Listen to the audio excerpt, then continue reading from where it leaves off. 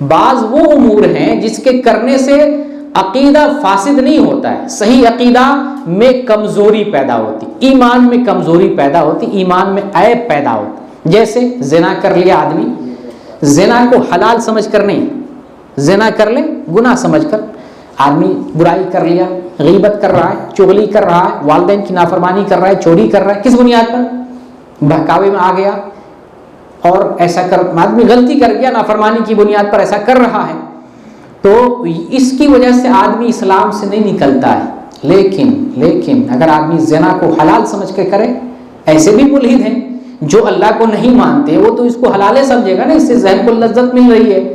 تو اگر زنا کو حلال سمجھ کے کرے، چوری کو حلال سمجھ کے کرے، غیبت کو جائز اور حلال سمجھ کے کرے، گناہ کو حلال میرے لیے جائز ہے، میں یہ کر سکتا ہوں، پھر وہ آدمی کافر ہو جائے گا۔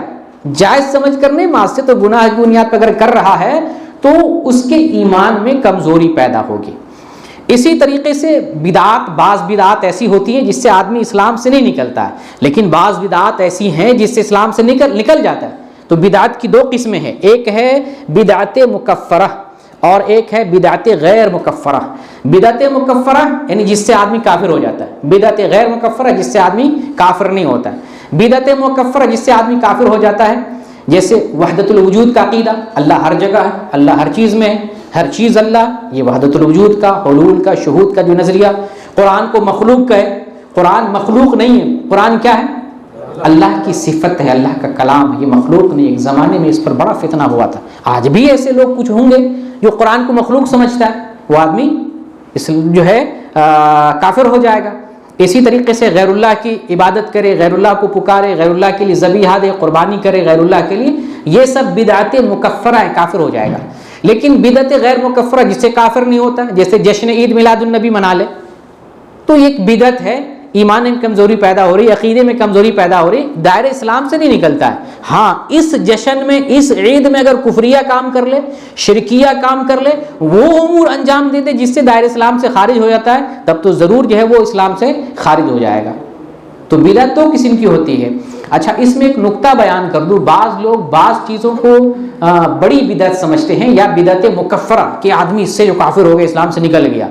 حالانکہ صحیح بات یہ ہے کہ اس سے آدمی کافر نہیں ہوتا ہے۔ جیسے چند چیزیں ہیں، اس میں ایک چیز ہے تعویذ لٹکانا یا غیر اللہ کی قسم کھانا، اور اسی طریقے سے نبی صلی اللہ علیہ وسلم کا وسیلہ لگانا یا آپ کے مرتبے کا وسیلہ لگانا، یہ بدعت غیر مکفرہ، کافر نہیں ہوتا ہے۔